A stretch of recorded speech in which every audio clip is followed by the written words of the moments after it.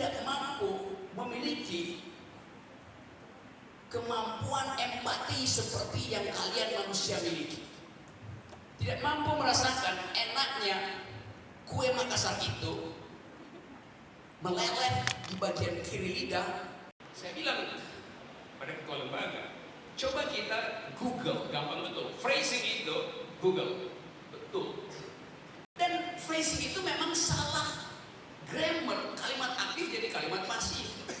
Waktu diterjemahkan dalam bahasa Indonesia, grammarnya nggak diperbaiki.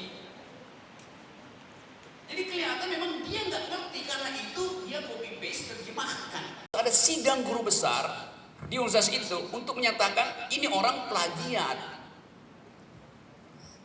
Tapi dosennya nggak mau. Kenapa? Karena dosennya tergantung pada dia untuk naik pangkat. Itu sama maksiatnya statusnya tuh.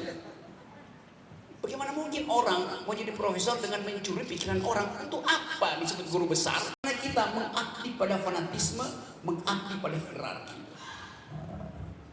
Di Amerika untuk jadi profesor, Anda cuma perlu 20 menit ngomong dengan kamu.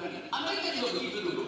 Sampai tahun 60-70-an profesor itu dianggap sebagai lagi orang mengabdi pada Profesor Domsit. Itu poin yang ingin kita tampilkan. Jadi ukuran bahwa UIT berpikir bukan pada kemampuan dia melobi. Saya sehari-hari dari menghafal tanggal perkawinan. Jadi teknologi jadi efisien, tapi sekaligus kita kehilangan dimensi yang biasa disebut dimensi etis. Anda ketinggalan handphone, kehidupan harian Anda terganggu secara psikologi. Tapi si handphone juga terganggu kalau Anda nggak bawa handphone itu. Kan handphone itu merekam kebiasaan Anda sehari-hari.